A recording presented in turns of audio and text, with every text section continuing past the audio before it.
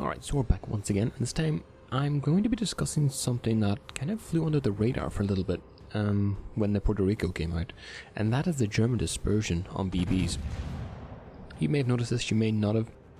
Wargaming actually changed the shell ellipse on the German BBs, I think all of them, at least from like tier 6 upwards to tier 10.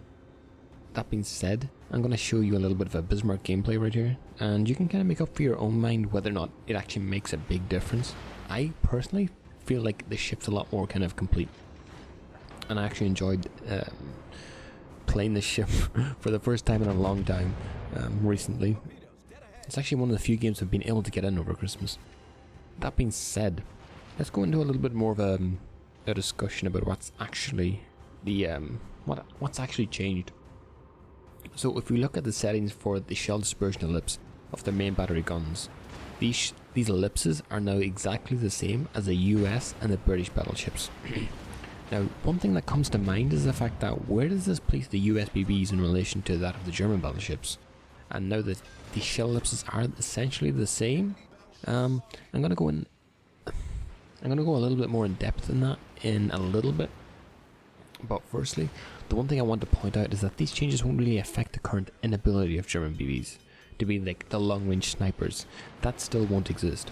However, what we will see is significant changes in the medium to close range dispersion of these shells.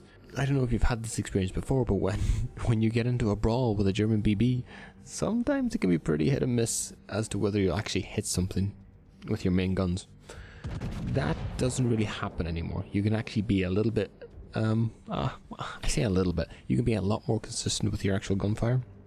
So it actually makes it a lot better of a feeling actually using these BBs in like I say close range and even medium range, like 12 to 14 kilometers. They feel a lot more like effective. And when you take into the fact that German BBs are actually played like brawlers, then having increased dispersion at these very critical ranges is a lot more of a solid buff than it first seems. Now, that's not to say that the German BBs problems are all solved. They still have significant issues as a whole, but this buff does play into their wheelhouse pretty well.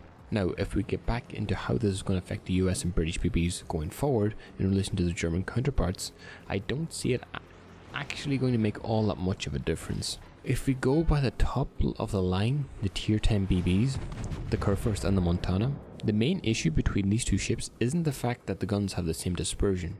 It's the fact that on the Kurfürst you basically have to expose your entire broadside just to get your guns on target. Whereas with the Montana you can still angle pretty well, you can still like cover the angles a lot more effectively than the Kurfürst and still manage to get all your guns on the target and actually deal damage. So you get into the position where you can actually use all your guns effectively is the main issue between these two ship lines, and the dispersion isn't actually going to have any effect on that at all. It's just going to make the gap less, the deficit a little bit less between the two ships. This is a huge difference that people probably don't think about all that much because a lot of people are very focused on the numbers, and if you just go by the numbers, then it looks like the US battleships are pretty shit in comparison now. But no, I think this is a very major change that not a lot of people will actually consider and thinking about the entire context of how these ships actually play in the game. This is huge. The fact that German BBs are still at such a huge deficit because of the fact they have to expose themselves so much, even with the turtleback armor. And this isn't something that's going to be fixed anytime soon. So the US are still going to have the advantage in the meantime.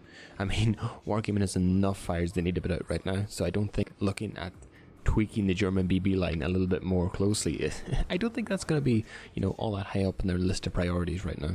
Now, one thing I want to actually point out is that one thing that a lot of people might have missed, actually, when reading the patch notes in regard to the German BBs is also the fact that any BBs that Hydroacoustic Search Mod 1 can be installed on, this is going for like tier 6 ships or higher, can be installed on them as long as they have the Hydroacoustic consumable available. This is give you about, I don't know, I think it's a couple more seconds, maybe 20 more seconds of Hydroacoustic search time, which is of course, that's just a nice little extra buff on top of everything else. Again, I just wanted to mention that because I don't think it's going to be all that significant. I mean, extra 20 seconds on a German BB, cool, you might be able to spot some extra torps, but again, it's not going to be a huge difference. The main difference is actually the shell dispersion. But with that, I do think the German BBs are now definitely aren't going to be the best in the game. No, not by a long shot. But this does go quite far in order to actually improve their standing within, you know, relative rankings between BBs. Obviously the Russian ships are obviously going to be top tier. You can't really get away from that fact. Again, IGN BBs with their gun caliber are always going to be in the discussion about, you know, who's the best, IGN, Russian. But this definitely does move the German BBs up a couple of ticks at least. Maybe not up as high as those two echelons like IGN or Russian, but I definitely can see them being, you know, competitive with the US, maybe competitive with British BBs. The French line's a very weird line for me because I haven't really played it all that much. I really want the Bourgogne, but I outside that, I can't really speak too much of the like strength of the French BBs. That being said though, yeah, overall, I think this is pretty good. They're pretty good changes. Obviously, it's kind of quality of life changes that make the ships a lot more effective. But again, there's a lot more to be done before these ships actually be considered like top tier BBs. Again, as I said, Russian, IGN, they're the ones to grind. They're probably the best BBs in the game. And then French are a bit of a wild card.